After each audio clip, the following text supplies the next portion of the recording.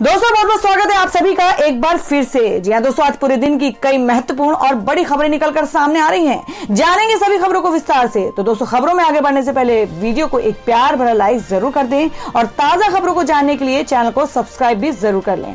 तो देखते हैं पहली बड़ी खबर क्या निकल कर आ रही है। तो दोस्तों आज की पहली बड़ी खबर निकल कर आ रही है कि दिल्ली में उपराज्यपाल को ज्यादा अधिकार देने वाले विधेयक को संसद की मंजूरी।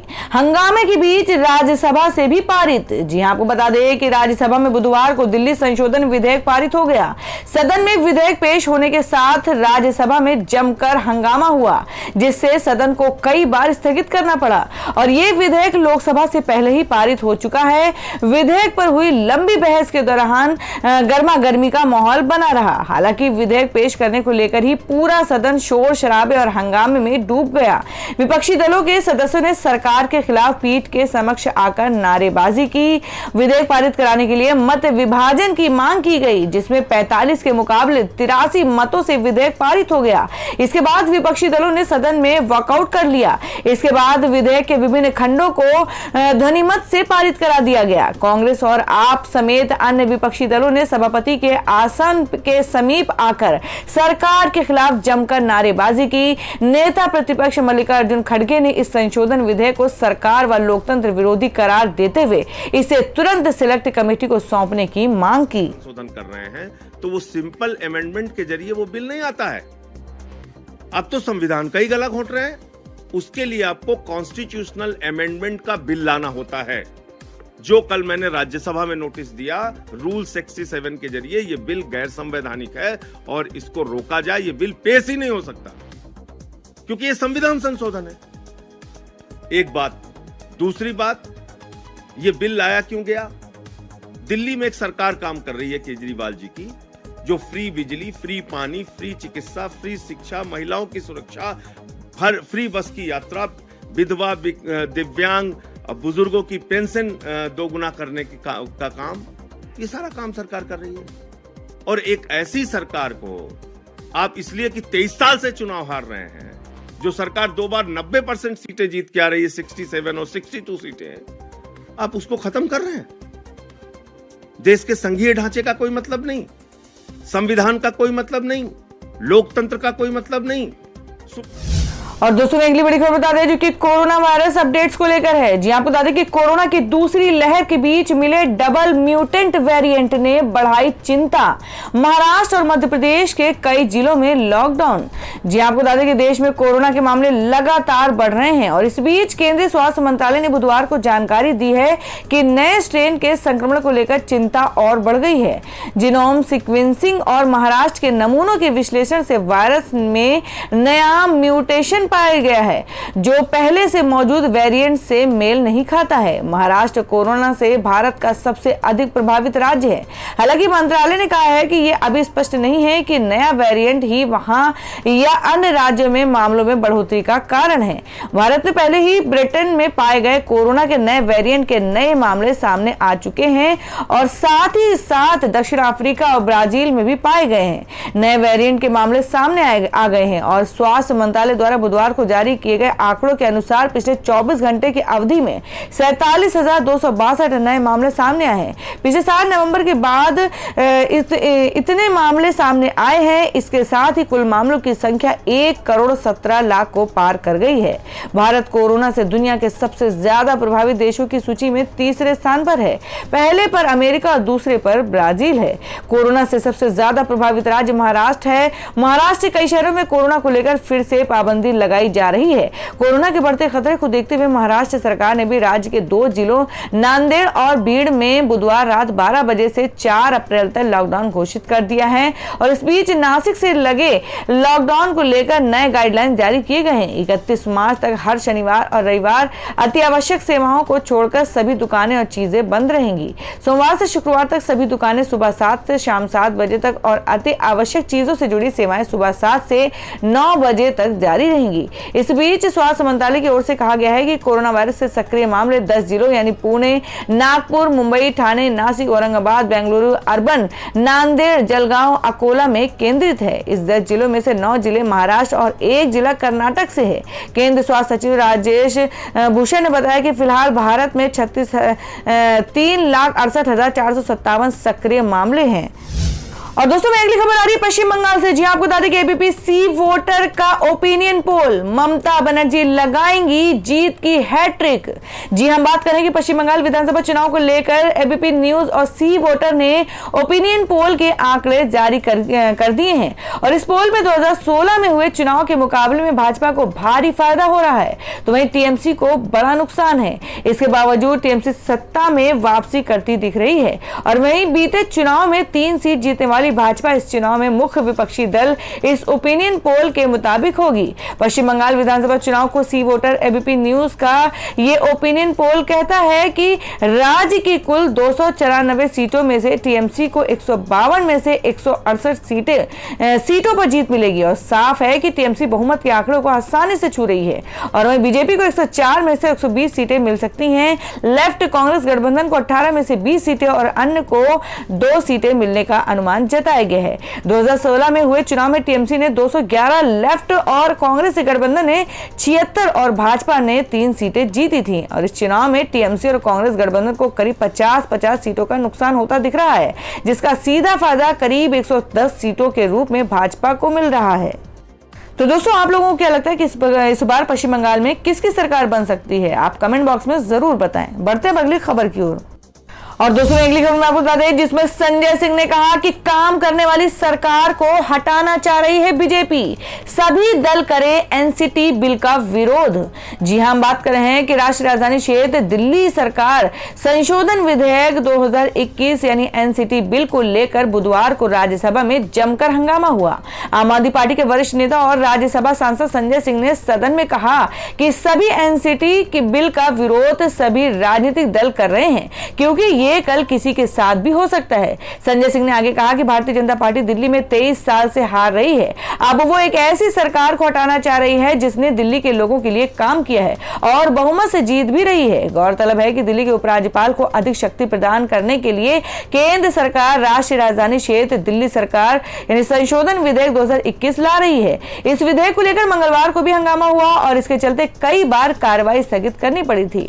विधेयक पर बुधवार को भी चर्चा कराई जा रही है और इस पर कई दलों के बीच सहमति बनी है। ये विधेयक लोकसभा में पारित हो चुका है। संजय सिंह ने इस विधेयक का विरोध करते हुए कहा कि इस विषय का उनका नोटिस अभी लंबित है, पहले इस पर विचार होना चाहिए। इस पर उपसभापति ने संजय सिंह को आश्वस्त करते हुए कहा कि प्रस्ताव पेश करने के बाद उनके नोटिस पर विचार कर लिया जाएगा। वहीं नेता प्रतिपक्ष मल्लिकार्जुन खड़गे ने इस विधेयक को घातक करार दिया। उन्होंने कहा कि इससे दिल्ली सरकार के चुने प्रतिनिधियों के अधिकारों पर कब्जा होगा। और दोस्तों मैं अगली खबर बता दें कि अजान पर आपत्ति के बाद बोले योगी के मंत्री आनंद स्वरूप शुक्ल, कहा बुर्के से मुस्लिम महिलाओं को दिलाएंगे मुक्ति। जी हम बात करें कि मस्जिदों पर होने वाली अजान को लेकर आपत्ति जताने वाले योगी सरकार के राज्य मंत्री आनंद स्वरूप शुक्ल ने अब बुर्के को लेकर सवाल खड़े किए हैं। राज्य मंत्री ने बुर्के को अमानवीय व्यवहार व कुप्रथा करार देते हुए कहा कि देश में 3 तलाक की तर्ज पर मुस्लिम महिलाओं को बुर्के से भी मुक्ति दिलाई जाएगी। इस दौरान उन्होंने दावा किया कि अनेक मुस्लिम देशों में बुर्के पर पाबंदी है और ये अमानवीय व्यवहार का कुप्रथा है। खबरों के मुताबिक राज्य मंत्री आनंद स्वरूप शुक्ला ने कहा कि विकसित सोच वाले लोग ना तो बुर्का पहन रहे हैं और ना ही इसे बढ़ावा दे रहे हैं, तो वहीं अब इस कुप्रथा से भी देश के मुस्लिम महिलाओं को मुक्ति दिलाई जाएगी। कहा कि जैसे 3 तलाक के खिलाफ कानून बनाकर मुस्लिम महिलाओं को मुक्ति दिलाई गई, वैसे ही इससे भी मुक्ति दिलाई जाएगी। इससे पहले योगी सरकार के मंत्री आनंद स्वरूप शुक्ल ने भी लाउडस्पीकर की आवाज पर आपत्ति जताते हुए बलिया जिले के जिलाधिकारी को 2 पन्ने की एक चिट्ठी भेजी थी। चिट्ठी में कहा गया था कि मस्जिदों पर लगे लाउडस्पीकर से की जाने वाली तकरीरें जो उन्हें योग पूजा आदि करने में दिक्कत होती है। कहा कि लाउडस्पीकरों की ध्वनि की मात्रा अदालत के आदेशों के अनुसार निर्धारित की जानी चाहिए। और इतना ही नहीं, उन्होंने अपनी चिट्ठी में कहा कि विद्यालय के प्रबंधक छात्र छात्राओं की तरफ से ये शिकायत की जा रही थी कि उनके गांव मोहल्लों के बाहर मस्जिदों से दिन भर विभिन्न प्रकार के अनाउंसमेंट किए जाते हैं। इससे अनेक तरह की परेशानियां लोगों को हो रही है।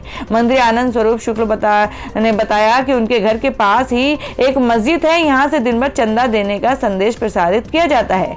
कहा कि लाउड स्पीकरों की आवाज से छात्रों, बुजुर्ग नागरिकों और रोगियों के स्वास्थ्य पर प्रतिकूल प्रभाव पड़ता है। आम जनता को काफी ध्वनि प्रदूषण का सामना करना पड़ रहा है। इस दौरान उन्होंने लाउड स्पीकर को लेकर कोर्ट के आदेश के अनुपालन की बात कही है और कहा कि बलिया की मस्जिदों में लाउड स्पीकर की ध्वनि की मात्रा इलाहाबाद हाईकोर्ट के आदेशों के अनुसार तय की जानी चाहिए, जबकि अनावश्यक लाउड स्पीकर को हटा दिया जाना चाहिए। तो दोस्तों, खबरों में आगे बढ़ने से पहले जान लेते हैं आज के माइंड के उसके सवाल को। आज का सवाल है आपको बताना है कि महाराष्ट्र के राज्यपाल का क्या नाम है। इसका जवाब आपको वीडियो के नीचे कमेंट बॉक्स में देना है और सही जवाब देने वाले को रैंडमली सिलेक्ट किया जाएगा और वो जीत सकते हैं बम्पर पुरस्कार। तो बढ़ते अगली खबर की ओर। और वहीं बीजेपी के नेता बोले, कहा केरल के लोग ज्यादा पढ़े लिखे हैं इसलिए बीजेपी को वोट नहीं देते हैं। जी हम बात करें कि केरल में अगले महीने विधानसभा चुनाव के लिए वोटिंग होगी, जिस वजह से सभी पार्टियां चुनाव प्रचार में जी जान से जुटी हुई हैं। बीजेपी ने भी इस बार सत्ता की चाबी पाने के लिए मेट्रोमैन ई श्रीधरन को मैदान में उतारा, लेकिन एक बड़े नेता के बयान से पार्टी की जमकर किरकिरी हुई है। इसी बयान पर कांग्रेस के वरिष्ठ नेता और सांसद शशि थरूर ने भी चुटकी ली है। जी आपको बता दें कि कुछ मीडिया के अनुसार बीजेपी नेता राजगोपाल का इंटरव्यू लिया था, जिसमें उनसे पूछा गया कि केरल में बीजेपी अपना राजनीतिक स्थान बनाने में क्यों सक्षम नहीं है। हरियाणा और त्रिपुरा में पार्टी का कोई खास वजूद नहीं था, लेकिन वहां पर सरकार बन गई। इसके अलावा बंगाल में भी बहुत ही कम समय में बीजेपी ने खास जगह बना ली है। इस पर राजगोपाल ने कहा कि केरल एक अलग तरह का प्रदेश है, यहाँ पर बीजेपी की पकड़ नहीं मजबूत होने के कई कारण हैं। एक बड़े कारण का जिक्र करते हुए राजगोपाल ने कहा कि राज्य की साक्षरता दर 90% है। यहाँ के लोग तार्किक हैं, साथ ही हर मुद्दे पर सोचते हैं। ये शिक्षित लोगों की आदतें होती हैं। वहीं केरल में 55% हिंदू और 45% अल्पसंख्यक हैं। इन सब वजहों से केरल के हालात अलग हैं, जिस वजह से दूसरे राज्यों से उसकी तुलना नहीं की जा सकती। इसके बावजूद भी बीजेपी बेहतर ढंग से काम करते हुए आगे बढ़ रही है। वैसे तो शुरू में इस बयान पर किसी ने ध्यान नहीं दिया, लेकिन कांग्रेस सांसद शशि थरूर ने इसे लपक लिया और उन्होंने इंटरव्यू का एक हिस्सा शेयर करते हुए लिखा कि ये अद्भुत है कि मेरे अच्छे दोस्त और पूर्व प्रतिद्वंदी और राजगोपाल ने इंटरव्यू में इस बात को खुलकर कहा। एक बीजेपी नेता ने माना कि केरल के लोग बीजेपी को वोट इसलिए नहीं देते क्योंकि वे शिक्षित और सोच सकते हैं। और दोस्तों मैं अगली खबर बता दें जो कि टीआरपी मामले को लेकर है। जी आपको बता दें कि बॉम्बे हाई कोर्ट से अर्नब गोस्वामी को राहत। अब पुलिस को गिरफ्तारी से पहले देना होगा 3 दिन का नोटिस। जी हम बात करें कि बॉम्बे हाई कोर्ट ने मुंबई पुलिस को रिपब्लिक टीवी के संपादक अर्नब गोस्वामी के मामले में बड़ा निर्देश दिया है। कोर्ट ने कहा कि अगर पुलिस को उन्हें गिरफ्तार करने की जरूरत लगती है तो 3 दिन पहले नोटिस देना होगा। हाई कोर्ट ने ये निर्देश टीआरपी मामले में सुनवाई करते हुए दिए। कोर्ट के इस फैसले के बाद रिपब्लिक टीवी के संपादक को राहत मिली है। बॉम्बे हाईकोर्ट के इस आदेश के बाद मुंबई पुलिस अब अर्नब गोस्वामी को तुरंत गिरफ्तार नहीं कर पाएगी। अगर पुलिस को उनको गिरफ्तार करना होगा तो अब 3 दिन पहले नोटिस जारी कर जानकारी देनी होगी। जस्टिस एस शिंदे का अध्यक्षता वाली बेंच ने ये आदेश दिया है। इससे पहले टीआरपी मामले में बुधवार को हाईकोर्ट ने बिना बहस के केस को स्थगित कर दिया था, क्योंकि रिपब्लिक टीवी के वकील हरीश साल्वे अदालत में पेश नहीं हो सके और दूसरे सीनियर वकील भी किसी वजह से कोर्ट नहीं आ पाए थे। टीआरपी घोटाला मामले में सुनवाई करते हुए हाईकोर्ट ने मुंबई पुलिस को फटकार भी लगाई थी। कोर्ट ने पुलिस से कहा था कि 3 महीने से जांच चलने के बावजूद उनके पास कोई रिकॉर्ड पर सबूत नहीं है, जिससे अर्नब गोस्वामी और एआरजी आउटलियर मीडिया को टीआरपी स्कैम में आरोपी बनाया जा सके। और दोस्तों में अगली बड़ी खबर निकल कर आ रही है जो कि अनिल देशमुख वसूली केस को लेकर है। जी हां आपको बता दें कि फडणवीस ने गृह सचिव को सौंपे सबूत। संजय राउत बोले हमारा बाल भी बांका नहीं कर सकते। जी हां आपको बता दें कि महाराष्ट्र गृह मंत्री अनिल देशमुख पर 100 करोड़ की वसूली का आरोप लगाने वाले मामले में पूर्व मुख्यमंत्री और बीजेपी नेता देवेंद्र फडणवीस ने दिल्ली में गृह सचिव को सबूत सौंपे। देवेंद्र फडणवीस ने अनिल देशमुख पर लगे भ्रष्टाचार के आरोपों पर होम सेक्रेटरी से सीबीआई जांच की मांग की। देवेंद्र फडणवीस के होम सेक्रेटरी अजय भल्ला से मुलाकात के बाद शिवसेना प्रवक्ता और सांसद संजय सिंह रावत का बयान सामने आया है। आपको बता दें कि संजय राउत ने कहा कि उन्हें देवेंद्र फडणवीस कागज लेकर घूमने दीजिए, जब तक हमारे पास बहुमत है कोई हमारा बाल भी बांका नहीं कर सकता। संजय राउत बोले कि देवेंद्र फडणवीस महाराष्ट्र में सरकार नहीं बना पाने की वजह से परेशान हैं। वे अपनी फ्रस्ट्रेशन में ये सारी हरकतें करते हैं। जो करने दीजिए, जो जांच होने दीजिए, हमारी सरकार को कोई खतरा नहीं है।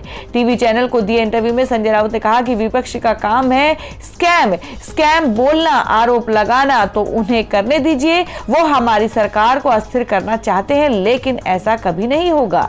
परमबीर सिंह द्वारा लगाए गए महाराष्ट्र के गृह मंत्री अनिल देशमुख के आरोपों की सीबीआई जांच पर संजय राउत ने कहा कि सीबीआई तो उनके घर की बात है। सीबीआई, ईडी, इनकम टैक्स ये सब उनके हाथ में है, तो उनको घर घर खेलने दीजिए। और अगर सीबीआई जांच होती भी है तो हमें कोई दिक्कत नहीं है। उनके दिखाए गए सबूतों से हमें कोई फर्क नहीं पड़ता। संजय राउत ने कहा कि जो पेपर उनके यानी देवेंद्र फडणवीस के पास है उसमें कोई दम नहीं है, तो इसलिए जांच होने दीजिए। वह देवेंद्र फडणवीस परेशानी में है तो उन्हें करने दो जो करना है। उनकी सरकार नहीं बनी तो ना ऐसी हरकतें, इसीलिए वो ऐसी हरकतें कर रहे हैं। जी आपको बता दें कि संजय राउत ने कहा कि लोकतंत्र में तो हर कोई सीएम और पीएम बनना चाहता है। किसी को गृह मंत्री बनना होता है और किसी को राष्ट्रपति, लेकिन आज के वक्त में महाराष्ट्र में हमारी सरकार है, वो भी बहुमत के साथ। इसलिए दिल्ली वाले कितनी कोशिश कर ले, बहुमत वाली सरकार को नहीं गिरा सकते हैं। चाहे वह देवेंद्र फडणवीस या गृह मंत्री के पास जाएं या प्रधानमंत्री के पास, जब तक हमारे पास बहुमत है हमारा कोई कुछ नहीं बिगाड़ सकता है। और दोस्तों में अगली बड़ी खबर है बिहार से। जी हां, आपको बता दें कि तेजस्वी यादव का ऐलान, कहा कल की घटना के लिए सीएम नीतीश कुमार मांगे माफी, नहीं तो 5 साल तक विधानसभा का करेंगे बहिष्कार। जी हम बात कर रहे हैं कि बिहार विधानसभा में मंगलवार शाम हंगामे और विपक्षी दलों के विधायकों को सदन से बाहर निकालने के दौरान हुए दुर्व्यवहार को लेकर राजद यानी आरजेडी नेता तेजस्वी यादव ने मुख्यमंत्री नीतीश कुमार के खिलाफ मोर्चा खोल दिया है। बुधवार को विधानसभा परिसर में पत्रकारों से बात करते हुए तेजस्वी ने कहा कि जब तक विधायकों की पिटाई करने वाले पुलिस कर्मियों और अधिकारियों पर कार्रवाई नहीं होगी, नीतीश कुमार सार्वजनिक तौर पर माफी नहीं मांगेंगे, तब तक वे और विपक्ष के तमाम विधायक सदन में नहीं जाएंगे। पूरा विपक्ष अगले 5 साल तक सदन का बहिष्कार करेगा।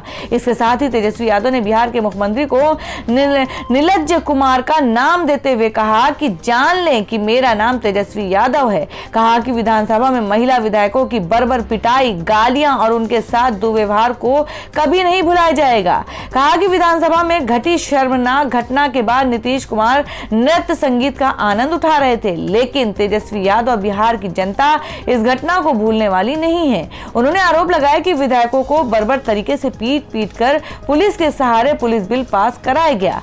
कहा कि नीतीश कुमार की सरकार ने जो कलंक की परंपरा शुरू कराई है उसका खामियाजा उन्हें भी भुगतना पड़ेगा।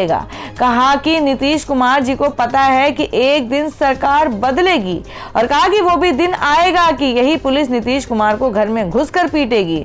उन्हें तब याद आएगा कि उन्होंने किस निर्लज परंपरा की शुरुआत की थी। तेजस्वी यादव ने आरोप लगाया कि कल विधानसभा में जो कुछ हुआ वह सिर्फ और सिर्फ सीएम नीतीश के निर्देश पर हुआ। कहा कि पूरा देश नीतीश कुमार को कोस रहा है। गौरतलब है कि बिहार विधानसभा में मंगलवार को हुए बवाल के बाद आज विपक्ष ने विधानसभा का बायकॉट किया है। विधानसभा बजट सत्र का आज अंतिम दिन है। बिना विपक्ष के विधानसभा की कार्रवाई जारी है। दूसरी तरफ बाहर विपक्षी विधायकों ने समानांतर सत्र चलाना शुरू कर दिया है। उन्होंने विधानसभा में अपने उपाध्यक्ष पद के उम्मीदवार भूदेव चौधरी को अध्यक्ष चुन लिया है। उन्होंने आगे मुख्यमंत्री चुनने की भी बात कही है। और दोस्तों अगली खबर में जान लेते हैं क्या है देश भर में सोने और चांदी के ताजा भाव। जी आपको बता दें कि सोना हुआ सस्ता, चांदी की कीमत में भारी गिरावट।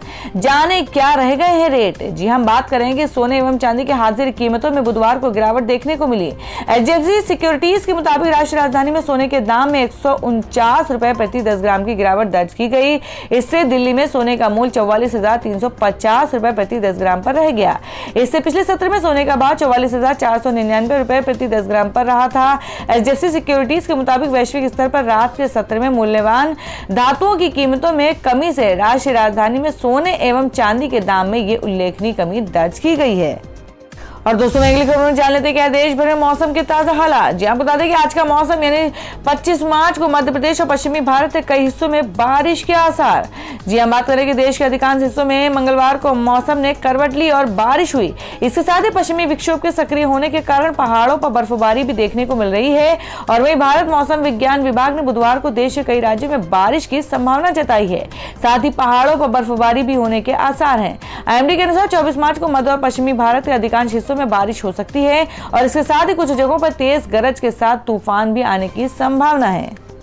तो दोस्तों ये थी अब तक की सभी बड़ी खबरों की अपडेट्स। टुडे ब्रेकिंग न्यूज और लेटेस्ट खबरों को देखने के लिए हमारे चैनल को सब्सक्राइब जरूर कर लें, वीडियो को लाइक और शेयर भी जरूर कर दें अपने दोस्तों और रिलेटिव्स के साथ। तो दोस्तों फिर मिलेंगे काम की खबरों और सरकारी योजनाओं की एक और नई वीडियो के साथ। तब तक के लिए धन्यवाद दोस्तों।